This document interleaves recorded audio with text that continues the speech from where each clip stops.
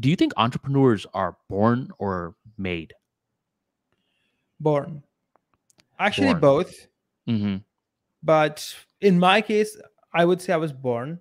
But to clarify something I said earlier, what I want to say is that regarding the people who grew up in these poor places, I think stuff like our content can be really helpful for them because it can actually help them get the mindset they need to be in to be successful. So, in a way, if you have access to, say, websites like ours, LifeMathMoney or Money Talks, and you are, say, in a chawl or a ghetto, I think you have what you need because we're providing you with the actionable steps you need to take. Of course, if equal opportunity, unequal result situation everywhere. Mm-hmm. To answer the question you just asked, you'll have to repeat your question because I think I've forgotten, and probably the audience has as well. Would you say entrepreneurs are born or made? It depends on what type of entrepreneur we're talking about because the risk taking ability of a person is somewhat genetic. For example, I can take extreme amounts of risk and not feel a single thing. I lost over half my net worth last year and this year because of the crypto decline. It doesn't Mm. bother me one bit. I'm Were, still investing more. So, were you ever bothered by that? Like, let's say, even in the initial stages, or you didn't even feel it? not particularly. It didn't bother me at all. I think money never bothered me. I'm very comfortable with risk. It doesn't bother me much. But there are a lot of people who get really, really bothered by risk. For example, I have friends who invested, say, some ridiculously small amount, like $1,000 in crypto. And when it went down 20%, they were freaking out. They were They were losing checking sleep. prices. Yeah, they were losing sleep, checking prices every day. And I'm like, dude, you don't even have any money in it. So what are you worried about? So, risk being genetic, I mean, that's interesting. Were you, just to poke a little further, were you a troublemaker as a kid? And I'll explain why I'm asking this question. I was, as a kid, as a toddler, I was very extroverted. I still am. Like I could talk to anyone anywhere. And I Mm. was a troublemaker in the sense that I would just go and push someone and just see what happens. I was very naughty according to my mom. I was And very, very naughty. were you a good school student? Mhm. You were? So back in school, I didn't do a lot of naughtiness, especially when I was older. You I didn't think it do a was lot just of what? naughtiness. Oh, you did do a lot of naughtiness, or you didn't? Didn't. I didn't. Didn't. Okay. So I didn't do a lot of naughtiness. So I was a sober kid, which was interesting because my personality kind of changed in that phase of my life. And now I'm back to my toddler self in a way where Naughty, I'm. naughty boy. Va. No, no, but I've noticed, Harsh, that a lot of, like, in India, do you guys have like A, B, C, D, and F in terms of grading, or do you guys go by numbers? Oh, we go by numbers. Okay, here we go by letters. And if you're A student, that means you're a really good student. If you're a C student, you're average, and F is for failure. I've noticed that C students often think in terms of business because for a C student not to be an F student, they need to be able to extract information correctly from the right group of people in order to uh, make sure that they somewhat pass. And during that school phase, when they are a C student, they're cultivating a lot of the skill sets of an entrepreneur. So I've noticed a lot of people that are too good in school, they don't have that gutsiness that an entrepreneur requires. So they're too book smart. That's what I'm trying to say. Could be, but this is not true in my experience. Like I'm aware of the stereotype where the nerd just works a job and the poor guy who failed in school, he drops out and becomes a startup tech billionaire. But in my experience, people who work hard at one thing tend to work hard at everything. And people who don't work hard tend to not work hard. And the people who are C students are typically people who don't put in effort. And their businesses, even if they start one, they don't succeed in them often.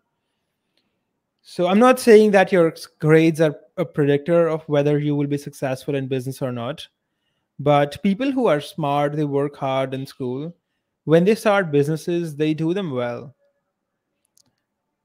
I actually have the polar opposite experience with that, Harsh, where there's been plenty of times where I've seen people that do great in school, but they, because what measures good quality in school? No, no, A I, lot I of it. agree with you. I agree with what you're saying. You need to have a lot of discipline and you need to follow orders to be well in school. I agree with you there. Mhm. What I'm saying is that the people who start successful businesses tend to be from the A students, despite the fact that the majority of A students would never make good businessmen. Do you see what I'm saying? I do see what you're saying. So, and there is a lot of truth to that. I'm talking about just in generalities, Hirsch. One thing I've noticed is that, just to go back to the initial question, are entrepreneurs born or made? This is one of those ideas where in the initial stages, I truly thought any entrepreneur could be made. I thought, this is just a skill set.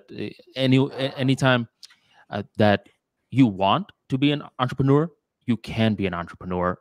And nowadays, I'm more shaky in that idea because a lot of the entrepreneurs I've talked to, they have something intangible in regards to them. So I can't tell if they were born that way, um, or what. But it's just a completely different paradigm that's required in order to build a business of any sort. Um, Go ahead. No, no, go ahead. I didn't mean to interrupt. No, that was the it with the point. So I mean, I'm still unsure of this. I would still say entrepreneurs are capable of being made, but nowadays, you know, before I used to be like, man, that's the dumbest idea I've ever heard. Like entrepreneurs are born, ridiculous. But nowadays, like I can see why someone's saying that, but I'm still on the side that you can still be an entrepreneur. Like if you're a worker with a worker's mentality, if you want it, I'm not saying like, oh, well, quit your job today and be an entrepreneur. But if you want it, I believe you could still acquire the correct skill sets to be a businessman. I agree with you. I think both approaches work. I Hmm. think that people who, like, if you say entrepreneurs are born, that applies to me because I was more entrepreneurial ever since I was a kid, and I always wanted to be entrepreneurial. And I would never accept having a boss. Even as a kid, I just rejected the idea. So I would say I was born as an entrepreneur. But I've also seen situations where an entrepreneur was made, like he was molded in that direction by his family, and that's how he became an entrepreneur. Like his family encouraged him to start a business, and that's what he did. But I will say that everything is a skill set except for balls. Balls you have to be born with, or it has to be put into you when you're really, really young. Yeah, like So having the guts. if you mean entrepreneur as someone who runs some kind of small side business, makes 30, 40K out of it, then that can be made. But when we say entrepreneur, like someone who takes extreme risks, like say, I don't know, quitting your current job completely out of the blue and starting a business because you had some vision, or doing something completely new that you have no background in, Hmm. that typically is something you are born with. It's a personality trait. Mm, interesting. I love having talks like this because it always goes back into soft skills where you could always look at the tangibles to a certain degree, but eventually to see when assessing if someone's great, you gotta come back in the soft skills territory where there's this a very famous quarterback named Tom Brady. He's known as the greatest of all time now, but when he was coming up, no one wanted to draft him. Like he didn't get picked till later on. It's because all the scouts were just looking at like him. Like he looked like this chubby white guy. He didn't look athletic. He didn't look like he could throw far. But all the people like they missed his like the look in his eyes, like the gutsiness.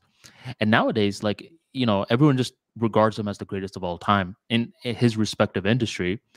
And the number one mistake a lot of these experts make is they're like, we looked at everything but the intangibles, like his cojones, his balls, figuratively speaking, of course.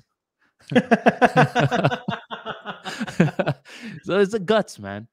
Um, Yeah, business requires guts. It's not something you can do if you are not ballsy, in the sense that you can have money, you can have intelligence, you can have time, energy, but if you lack balls, you're fucked.